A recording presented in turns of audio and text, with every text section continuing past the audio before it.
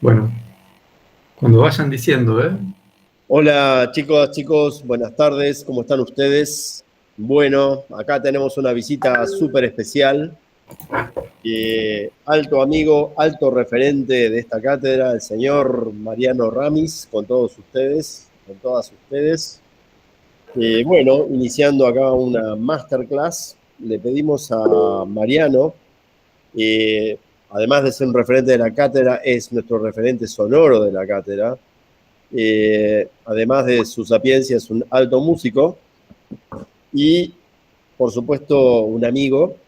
Y hemos conversado esta instancia en la que nos encontramos de tener que llevar adelante un trabajo con sonido que tiene que ver con lo documental, que tiene que ver con la generación de un documental sonoro, tratar de trabajar una pieza desde lo sónico, desde lo sonoro, generando un contacto y generando un estado documental, lo que vuelve doblemente interesante el ejercicio. Bueno, Mariano está aquí dispuesto a agrandar nuestro imaginario y a darnos unas herramientas bastante útiles como para poder encarar este práctico.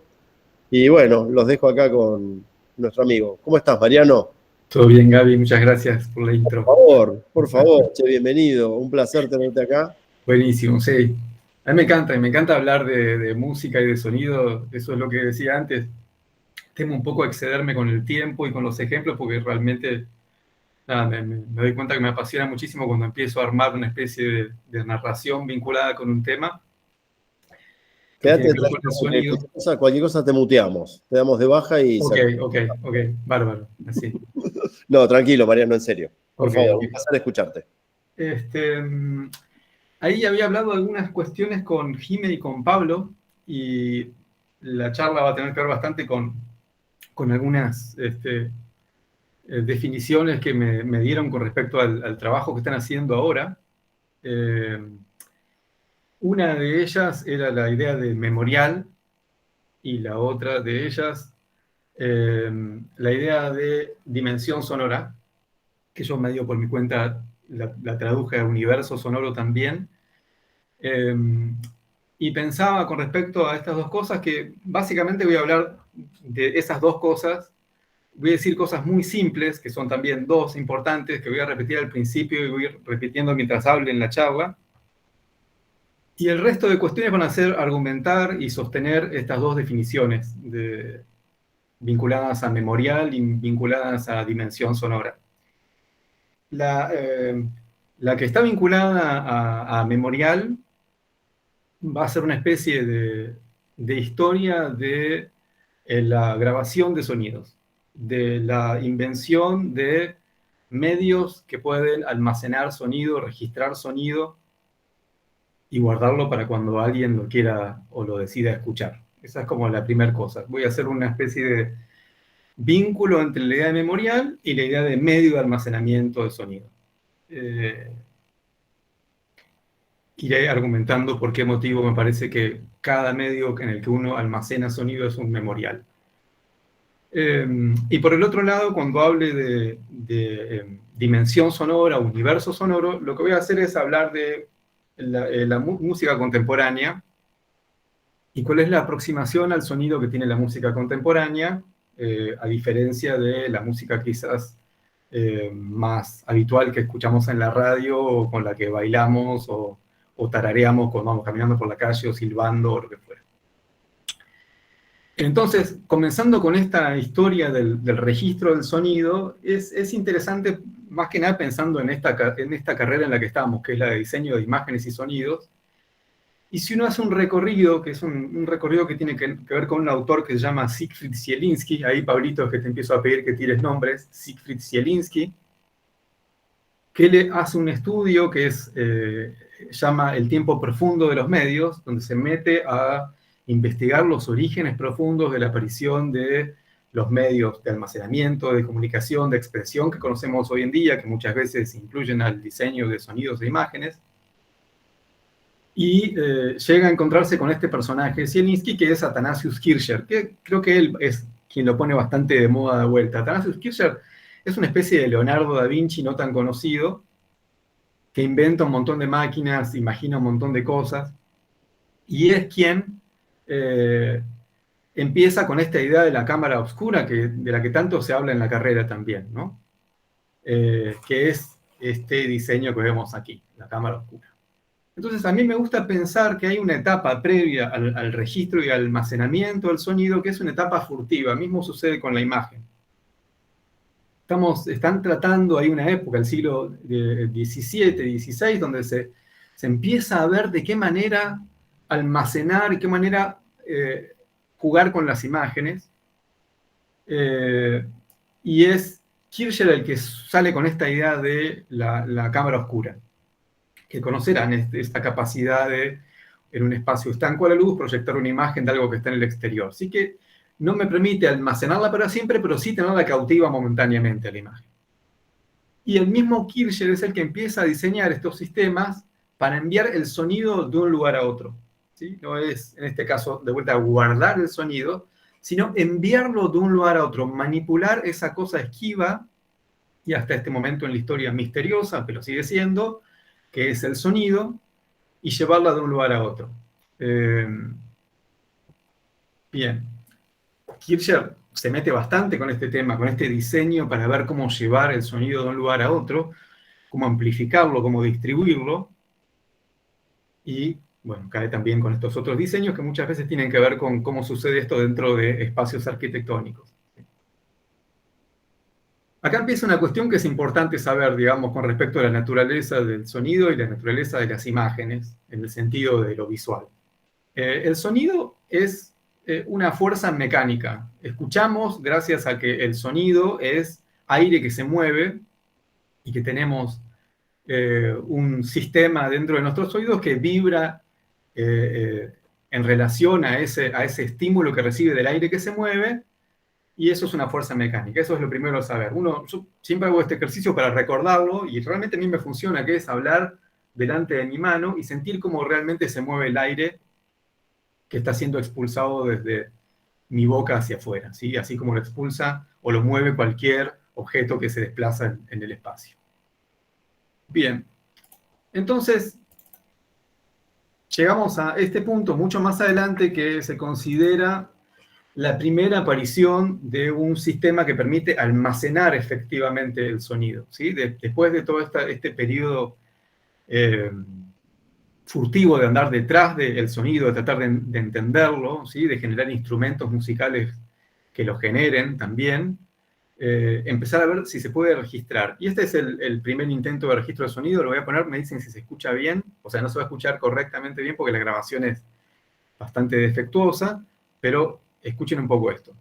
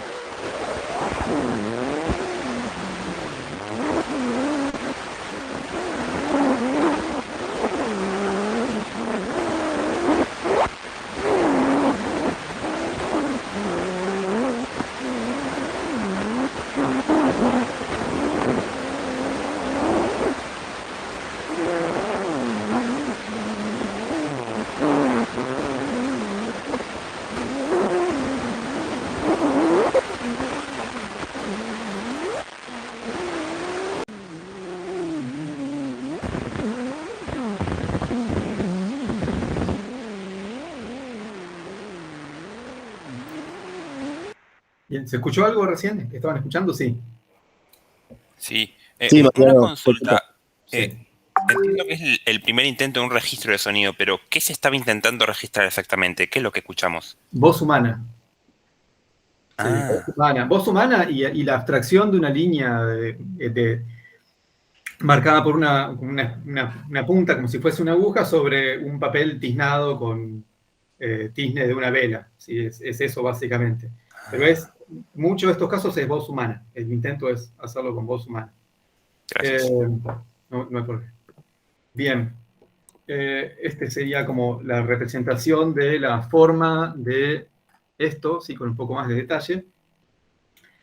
Y la idea es la siguiente, sí, contando con que el sonido es una fuerza mecánica y que lo que sale de la boca son ondas mecánicas, lo que piensa Scott de Martinville a mediados del siglo XIX es, si yo coloco delante de una membrana que vibra en función del movimiento del aire alguna punta que pueda generar algún tipo de incisión sobre un material y dejar registrada esa incisión, lo que tengo es lo que sucedió con el sonido almacenado de una manera gráfica, ¿sí?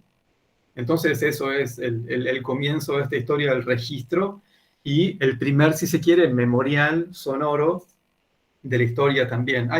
Si escuchan el audio ese completo, después compartiré la carpeta, van a encontrarse que un poco más adelante ya se empieza a notar que hay voces y se nota que hay gente hablando o cantando.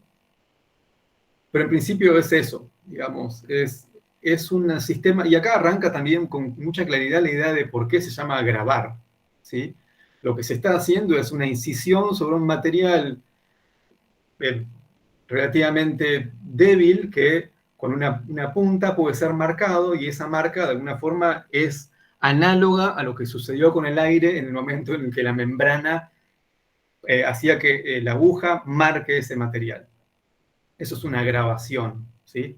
De hecho, en inglés también, record es eso exactamente, las técnicas de grabado implican levantar algo del material y dejar un surco. Bueno, eso mismo es lo que hace Scott de Martinville. Y el registro es este muy claramente. ¿Cómo lo hacía en ese momento? Bueno, la fuerza que hacía esta aguja pegada a la membrana era muy leve, pero así también era leve el tizne que cubría este material, que es una especie de cuero, si mal no recuerdo. Entonces, esa oscilación de la membrana era registrada por la aguja y la aguja iba dejando esa marca, esa grabación sobre este material, ¿sí? Eso es quizás lo que hace que hoy en día todavía hablemos de grabación.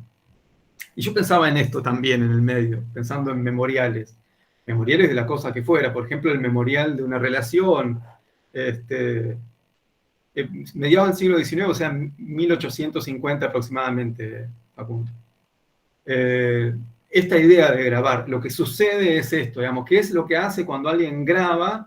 Está dejando una marca que va a durar un tiempo. No infinitamente, como nada, que no dura nada infinitamente, pero bueno, es el registro, ¿sí? Grabado de una relación, de una vida o de una situación que por algún motivo parece importante, como por ejemplo, no sé, una guerra o lo que fuera. Y esta idea de grabación me gustó como para generar una especie de analogía entre ambas cosas, ¿sí? La idea de dejar marcado en un material. Y esto es lo que hace que esta situación de escuchar sonidos que fueron previamente registrados se haga popular, digamos, hasta fines del siglo XIX, o sea, digamos, década de 1880, 890, no existe esta situación de tener el sonido, si se quiere, casado y tenerlo disponible para escucharlo cuantas veces uno guste. Y al margen de otras invenciones, la que se hace popular es la de Thomas Alva Edison, que era un experto más que en tecnología, en patentar cosas, y entre otras cosas patentó el fonógrafo, que es ese aparato que ven ahí. Ese aparato que ven ahí carga unos cilindros como este que tengo acá. Les voy a mostrar, ¿sí? Esto es un memorial, si se quiere, de sonido. Y acá arranca también una cuestión que es este vínculo de memorial con la idea de medio de almacenamiento, medio de registro de sonido, y empezamos a hablar de medios, ¿sí? ¿Qué es un medio? ¿Qué es un medio particularmente, en este caso de registro de sonido? ¿Pero qué es un medio? Bueno, un medio se dice que es la tensión o la mezcla entre un uso, un formato y una tecnología, ¿sí? Esto es un uso y un formato y una tecnología. ¿Cuál es el uso que se le da a esto? Bueno, grabar o escuchar ambas cosas, así como lo hacía el cinematógrafo de los hermanos Lumière, el fonógrafo original de Edison no solamente te permitía escuchar música, sino que te permitía grabar música, hacía las dos cosas juntas.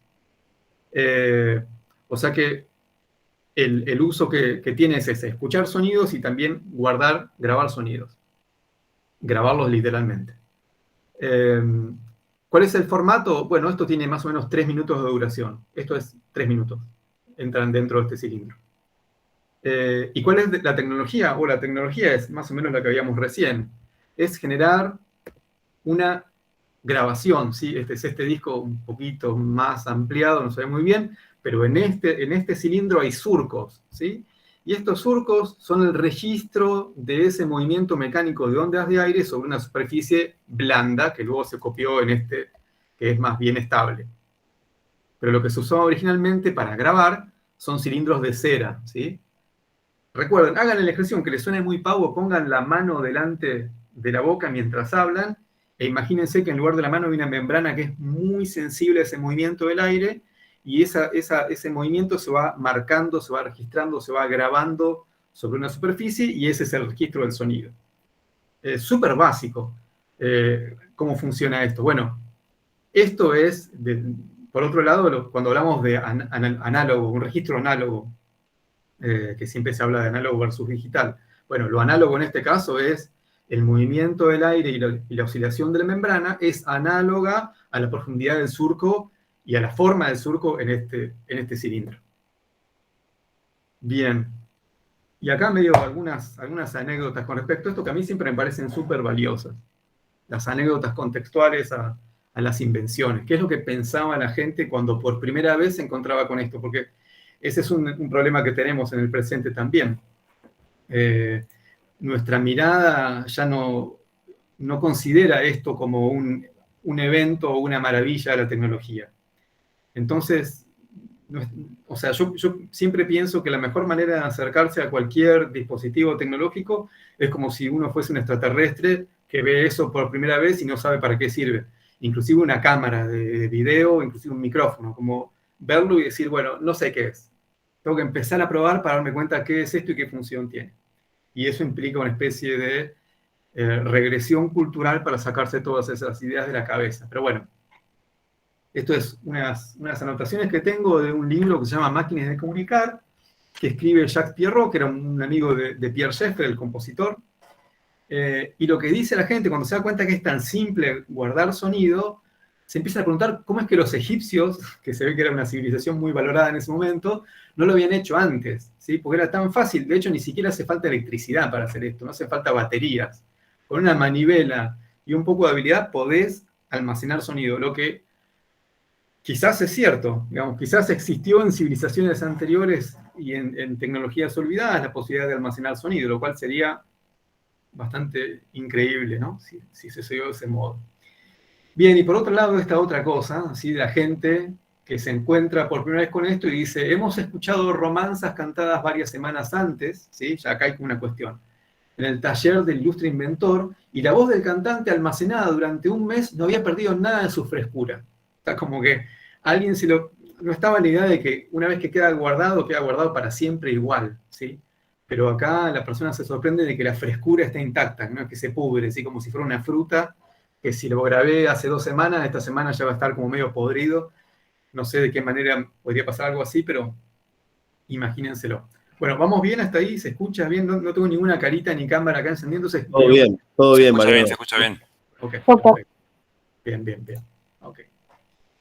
Bien, al mismo tiempo, gente que dice que esto no es posible, ¿sí? Gente que se encuentra ante la maravilla tecnológica de almacenar el sonido y dice, por ejemplo, esto, que es un científico, que es Bullard, parece bastante prestigioso, que dice, en 2 casos en que fui testigo de la repetición de palabras pronunciadas en la inauguración del fonógrafo, advertí débiles movimientos de los labios de las personas que habían pronunciado esas palabras. O sea, él dice que había alguien que practicaba ventriloquismo y que se quedaba atrás y pronunciaba eso mismo para que parezca que lo hacía el aparato. Si les parecía tan inverosímil poder almacenar sonido que se generaban esta clase de disputas, gente que decía que no era cierto.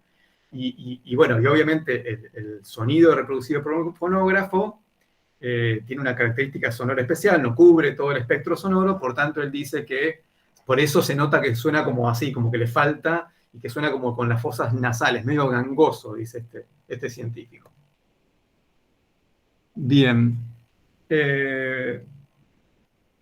Bueno, acá otra persona que se queja con respecto a esto, que dice, por más que lo escuches en el tubo acústico, ese tubo acústico que por otro lado parece ser un descendiente muy claro de estos prototipos que había hecho Kircher en el siglo XVII para mandar el sonido de un lugar a otro, estos conos para amplificar el sonido.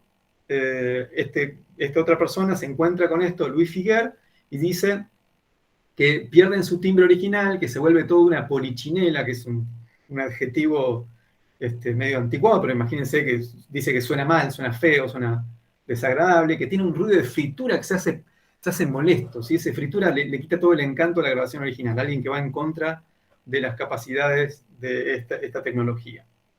Y acá hay otra cuestión que es importante para mí. Entender que en el mundo del universo sonoro, de las dimensiones del sonido, irrumpe con la aparición de los medios de grabación una forma de escuchar que tiene que ver con el medio en el que se está reproduciendo ese sonido. ¿Sí? Ningún sonido o el sonido pierde sus características naturales cuando es almacenado en un medio. Y todos los medios tienen alguna presencia en el sonido que estamos escuchando. Desde el cilindro este que les mostraba hoy con la grabación de Edison, a un cassette de audio de los que usamos en los 80s, 90s, a un CD, ¿sí? Todos tienen como una característica sonora que los hace reconocibles y que durante su época de esplendor parece que se vuelve invisible, inaudible más bien. Bien. Bueno, acá otra cosa también, que es una curiosidad con respecto a las grabaciones y a esta idea de memorial con el sonido. La gente, ¿sí? Quienes usaban el fonógrafo de Edison, empezaron a pedirle que no hacía falta que venga con el dispositivo para guardar sonido, solamente querían escuchar. ¿Y qué querían escuchar? Querían escuchar música, ¿sí? Que hasta ese momento tampoco era una cosa resuelta, no se sabía para qué iba a servir esto. La industria musical surge después, detrás de la grabación de sonido. Yo quité 2 o 3 ejemplos acá porque me parecía que me iba a ir mucho por las ramas, pero había gente que quería descubrir el idioma de los monos usando el fonógrafo de Edison. Pero en principio entendamos que hay unos 20, 30 años en los que no se termina de definir para qué va a servir grabar sonido. Y a la gente le empieza a gustar más escuchar música que grabar sus propios sonidos en su casa, siendo que usabas el mismo aparato, que es este que les mostraba antes, que es el fonógrafo simple. Bien, entonces dentro de esa expectativa, digamos, tan fuerte que hay con respecto a esto, Edison se lanza a patentar algo que tiene unas más características del memorial todavía. Él hace la patente, ¿sí? Hacer una patente no significa necesariamente que algo esté funcionando, sino es decir, yo me imagino que esto puede llegar a suceder y ya me canto PRI como que nadie se apropie de mi idea. Y lo que hace Edison es patentar esto que llama el psychophone o teléfono espiritual. Y la cuestión es esta, digamos, había tanta expectativa, tanta fascinación con la idea de tener el sonido almacenado, que Edison empieza a decir que él lo que podía almacenar ya era la personalidad. ¿Sí? Yo puedo grabar la personalidad de alguien. Por ejemplo, o sea, si ya tengo, por un lado, el kinetoscopio, ¿sí? Para ver las imágenes y tengo el fonógrafo para escuchar los sonidos, prácticamente cerqué la existencia humana. Digamos. Tengo todo, o sea, lo veo y lo escucho, ya está. Entonces él dice, el registro de la personalidad le empieza a llamar. Entonces el psychophone, ¿qué es? Es la patente para un artefacto que es prácticamente un fonógrafo, que lo que nos va a permitir es infinitamente hablar con alguien que ya no está más, con alguien que falleció, ¿sí? Tiene algunos aditamentos más, el prototipo pero básicamente es eso, es Edison diciendo, hemos cercado el espíritu humano lo podemos almacenar y por tanto podemos interactuar con ese espíritu humano para siempre. Y esto tiene algo de respaldo también, si uno lo piensa, y si conoce la historia de esta imagen, ¿sí? Que tiene que ver con la compañía RCA Victor, ¿sí? Una compañía grabadora de discos, ¿sí? Discos de los que se hicieron después populares, no cilindros, sino los discos como este. ¿Sí? Está en la caja, pero que quede claro, ¿sí? Un disco de estos, que también tienen surcos, ¿sí? O sea que el mismo sistema de grabación sigue funcionando para esto. Y esto es lo que sucede con la mascota del dueño de la compañía Víctor una vez que él fallece, ¿sí? Parece que tenía varias grabaciones de su voz grabada en estos discos, y que cuando la familia ejecutaba estos discos, el perro, su perro, se acercaba siempre y se quedaba atónito, fascinado, escuchando la voz de su amo que había muerto. Y entonces está esta pintura que se llama His Master's Voice, la voz de su amo, ¿sí? Cuando escuchaba la voz del amo, sentía que estaba ahí presente y quedaba paralizado ahí el perro. Y esto explica por qué durante tantos años en los discos de vinilo de RCA seguía apareciendo esto, ¿sí? Que representa no solamente esta cuestión del recuerdo, del memorial, digamos, que significa la voz, que uno visita y siente que hay como una especie de participación con la memoria de lo que fue esa persona, sino también hablando de la fidelidad. Es la mejor manera que encontramos de decir, che, son tan fieles que el perro no distingue entre el sonido grabado y la realidad. Bien. ¿Qué sucede también, ¿no? ¿Qué clase de cosas se propulsan a partir de todo esto? Bueno, empiezan a aparecer las estrellas de ópera, por ejemplo, como es el caso de Adelina Patti, ¿sí? Persona que ha desaparecido por completo en la memoria, pero que tiene muchos registros en estos cilindros. Estos cilindros son inaccesibles hoy en día porque hay que tener un fonógrafo en condiciones, casi nadie lo tiene. Entonces se volvió un memorial hermético todo lo que grabó esta mujer y desapareció de la memoria de la gente porque todo lo que ella grabó ya se volvió casi inaccesible. Más allá de que esta chica, Adelina Patti, era una cantante aparentemente increíble, nadie la podía superar, y bueno, y se hizo muy popular gracias a la existencia del fonógrafo, más popular que lo que hubiera sido si no hubiese existido una manera de almacenar el sonido de su voz. Está bueno siempre hacer el ejercicio con estas cosas, de vuelta imaginándose uno extraterrestre y cayendo a la Tierra y bueno, diciendo, a ver, tengo que entender todo. Traten de hacer el ejercicio, no de ver como esta mujer que era cantante y aparte hacía publicidad de corsets. Imagínense que esta es, no sé quién es la cantante más popular en el presente. Lady Gaga, supongamos, no sé, como que Lady Gaga representa en la sociedad lo que representó en algún momento esta mujer, y esto incluye todo, ¿sí? Todo, la fama, no sé, la atracción de todo tipo, era esta mujer. De hecho, hay un texto que dice ella, que ahora lo perdí de vista, pero es importante, a ver. Quiero repetírselos, porque lo leí hoy y me fascinó. Ella nunca había escuchado su propia voz y nunca se negaba a grabarse, vaya a saber uno qué cuestiones, pero era como una cosa, ¿no? Pasar al mundo de lo grabado o mantener esta voz solamente para quienes estuvieron en su presencia. Y ella dice, cuando se escucha, por primera vez grabada en un fonógrafo, dice esto: oh mi Dios, ahora comprendo por qué soy la Patti, qué voz, qué artista, lo comprendo todo, ¿sí? Cuando ella se escuchó a sí misma, lo que le salió a decir es, qué increíble, nunca me había escuchado a mí misma, ahora que me puedo escuchar, no lo puedo creer lo buena que soy. Es muy linda la anécdota. Ok. Bien. Siguiendo un poco con este mundo, acá ya se desarma un poco la historia que va a tomar otros caminos. Vamos a hablar de esta otra clase de cosas, ¿sí? Cuando empiezan de vuelta a irrumpir ideas para grabar cosas que no necesariamente son música, ¿sí? Los discos, se pierde esta inquietud de decir qué podemos hacer con los sistemas de grabación que tenemos, y empieza a haber gente que intenta grabar cosas que no son música. Y este es Emery Cook, que es una de estas personas que quería mencionar, ¿sí?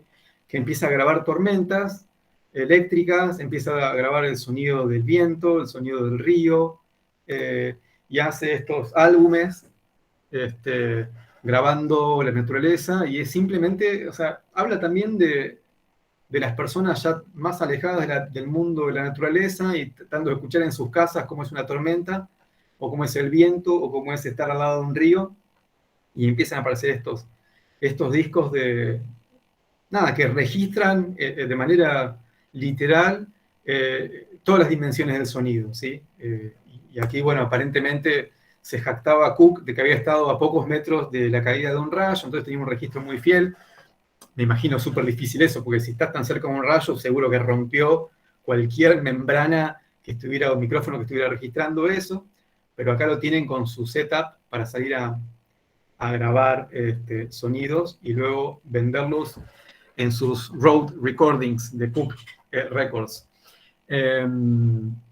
Cook también tiene una línea de álbumes, es muy simpático esto, para que la gente se vaya temprano de tu casa si haces una fiesta. Es una música que aparentemente es muy insoportable, y gracias a esa música la gente se termina yendo.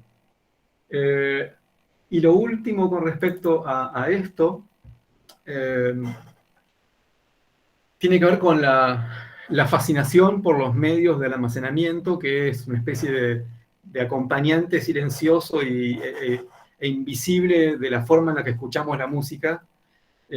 Y tiene que ver con yo teniendo, no sé, 9, 10 años, supongamos, y en San Pedro, la ciudad donde yo nací, escuchábamos cassettes, el CD, para que entiendan lo que fue la aparición del CD en su momento. En la vidriera de un local había un CD, y a la noche con mis amigos íbamos en bicicleta a ver un CD. Estaba la caja, ¿sí?, del CD, y estaba el CD girando, y queríamos ver cómo era esto. Era muy misterioso ver esta cosa, ¿sí? Entonces, el sonido quedó para siempre atado a su soporte desde entonces, ¿sí? Y perdimos un poco, o muchas veces, la capacidad de reconocerlo en su ámbito más bien natural, y todas nuestras escuchas están siempre como contextualizadas dentro de los soportes de almacenamiento. Y el disco propiamente que estaba es este disco, que tiene una tapa que a mí me sigue encantando, la tapa de este disco. El disco, después me lo compré para saldar la deuda con la imaginación. Me compré este disco, está bueno el disco también, pero la tapa me parecía fascinante. Era como el mundo nuevo de los discos, lo que significa la digitalidad y un sistema de almacenamiento totalmente nuevo. Bien, por aquí vamos. ¿Alguna pregunta? ¿Cómo venimos con eso? ¿Hay alguien? Están todos, están todos. ¿Están? Todo, ¿Hay alguien, todo bien, todo bien. Pero no hay preguntas. ¿alguien en el chat que tenga alguna cosa para decir? Nada, sigo, continúo. Siga, Mariano, vamos. Ok, bueno, entonces, aquí un poco, entonces, otra cuestión más. Con respecto a los soportes de almacenamiento, los soportes de reproducción de sonido, y un montón de cuestiones súper arbitrarias con respecto a por qué dura 3 minutos y por qué un CD dura 80 minutos, por ejemplo. Y a veces la respuesta es muy directa, y en este caso tiene que ver con este hombre, que era el presidente de la compañía Sony, ¿sí? Norio Oga. Y cuando empezaron a diseñar el CD, acá, bueno, esto es también como las patentes siempre siguen dando vueltas, pero siempre se tratan de imponer el CD, el minidisc. En un momento hubo como cierta batalla ahí, bueno, como sucedió muchas veces con los VHS y los Betacams y no sé qué, mezclas de distintos tipos de productos que las marcas intentan imponer como estándares. Entonces, en lugar de hacer un análisis de mercado, este hombre, Norio Oga, dijo: en el CD, que es el audio definitivo en el que se va a almacenar la música de aquí en adelante, lo que tiene que entrar es cualquiera de las sinfonías de Beethoven completa.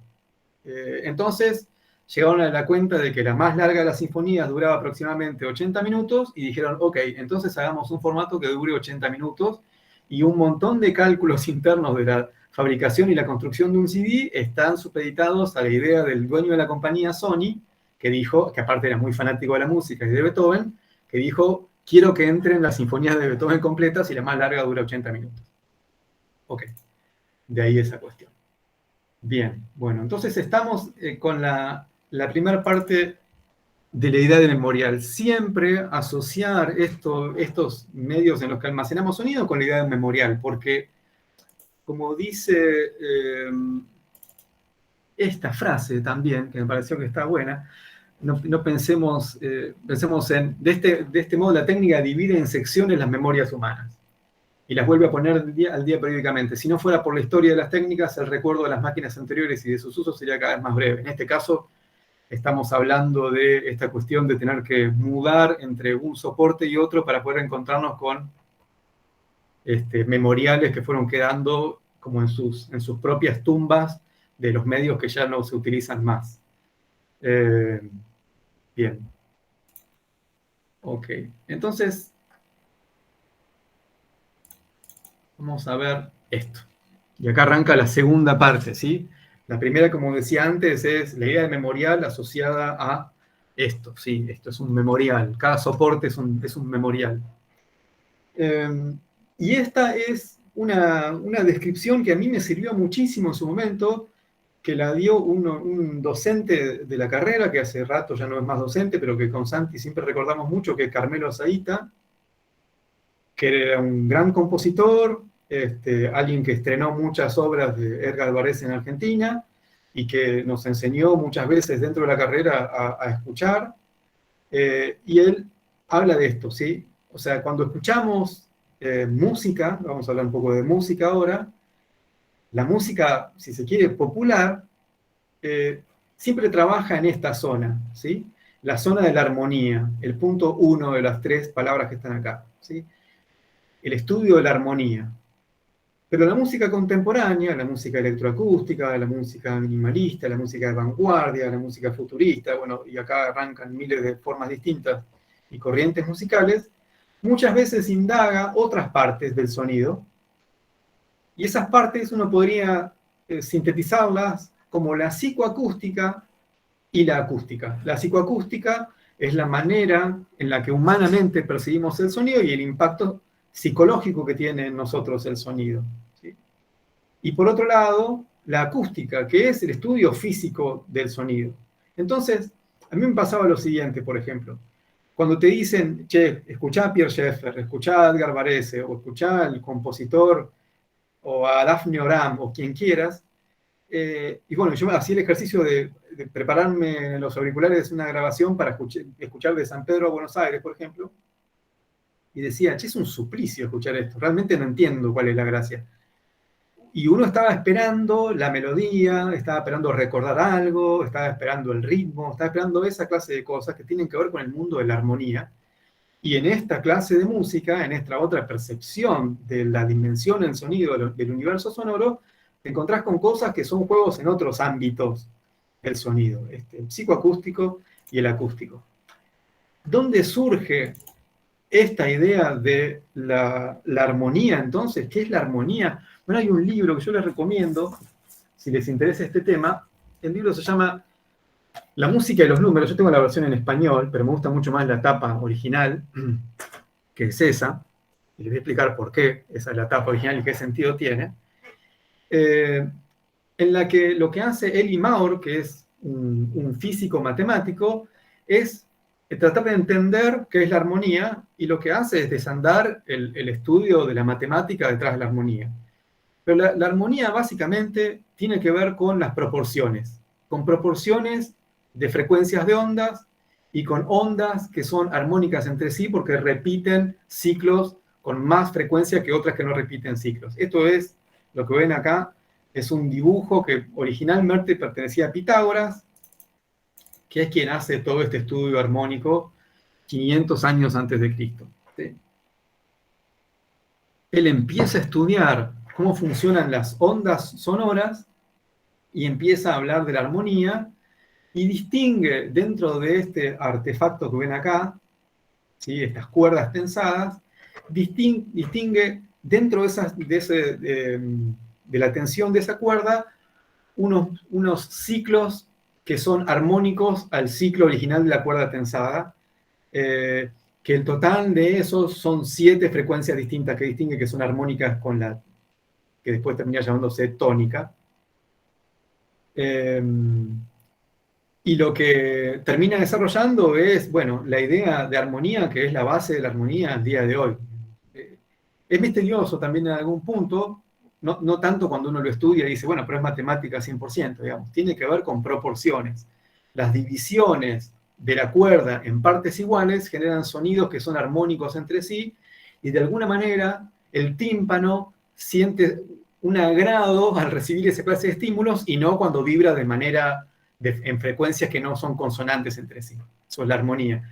Pitágoras utiliza la expresión, creo que sería la traducción sería agradable, ¿sí? Lo que es agradable para el oído, como si fuese un sabor o algo así.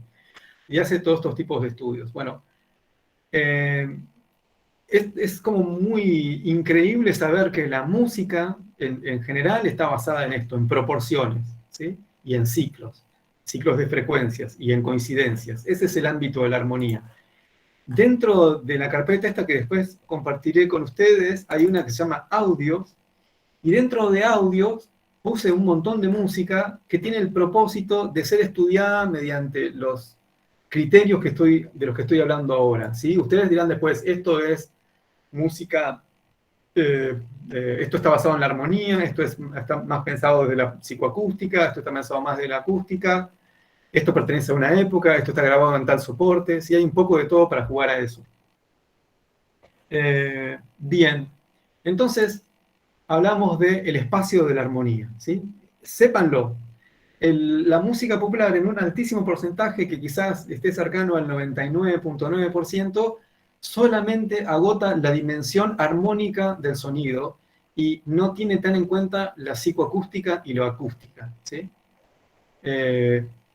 Lo que sucede con la música concreta, la música electroacústica, es que piensa más en esto y olvida esto, ¿sí? Pero más allá de que a veces hay armonía en la música electroacústica y a veces hay psicoacústica en la música popular armónica.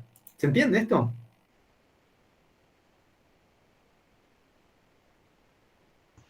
Sí, sí. Sí, se entiende. Perfecto. Bueno, ok. Bien.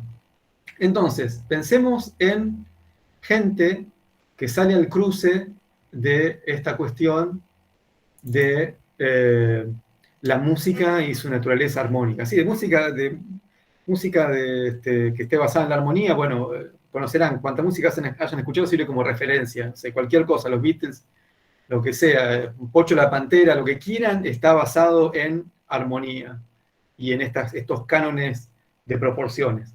Pero bueno, aparecen durante el siglo XX músicos que empiezan a indagar estas otras áreas del sonido y generan estas formas de notación totalmente innovadoras para el sonido, como es esto que es de Edgar Varese y es poema electrónico, que indaga todo lo que no tiene que ver con la armonía en términos de proporciones y otros tipos de sonidos, y acá lo tenemos un poquito en una imagen.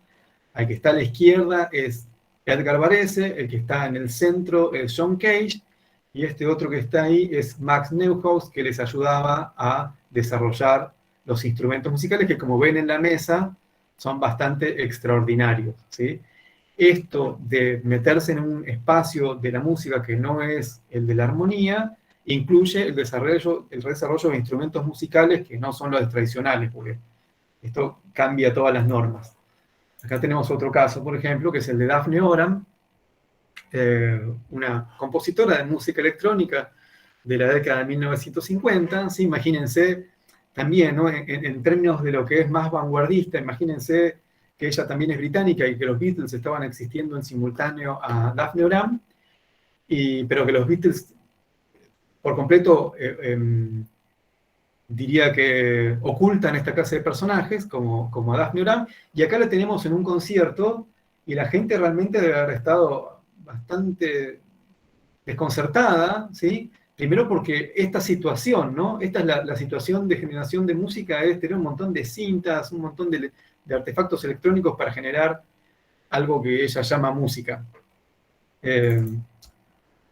hay una expresión de Edgar Varese, ya asociada a esto que hablábamos antes de la idea de que la música es armonía, y él dice que la música es organización, ¿sí? Que la organización de sonidos es la música, que cuando uno escucha música en cualquier lado, bueno, hay una organización que la propició la naturaleza, pero bueno, si es música que atravesó el intelecto de un autor, de un músico, bueno, eso ya es, estos sonidos organizados, eso es la música.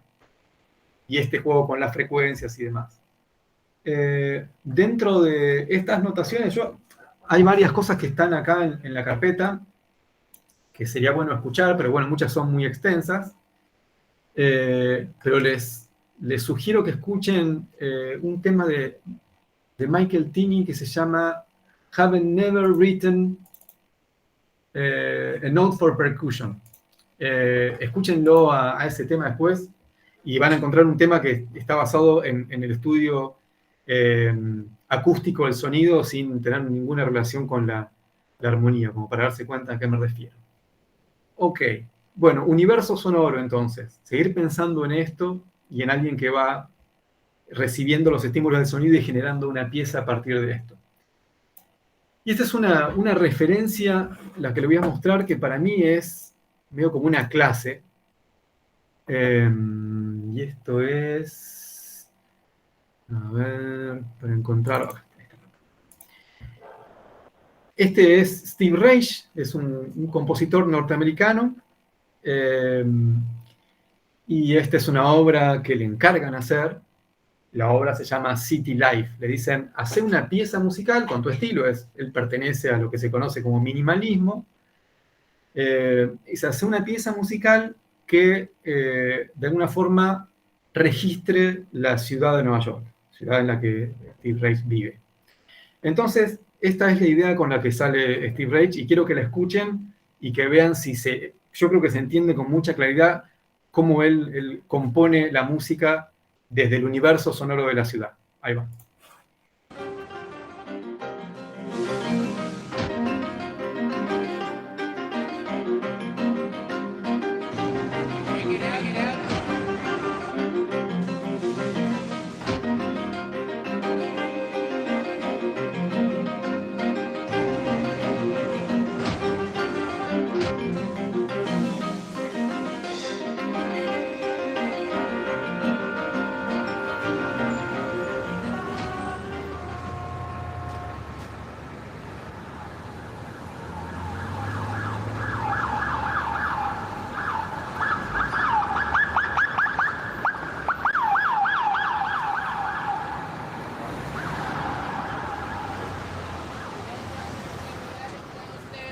Take a look.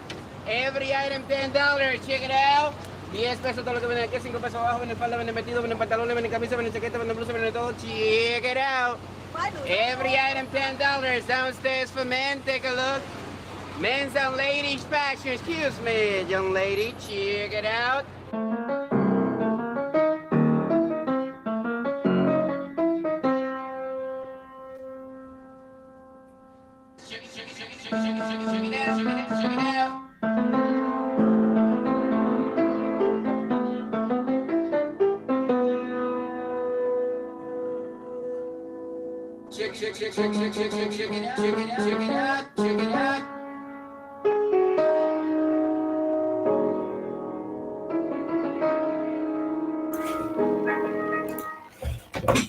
Bueno, ¿se entendió? ¿Cómo funciona el método de composición de... Sí, perfectamente, Mariano. Se entiende, perfecto. Sí, total. Bueno,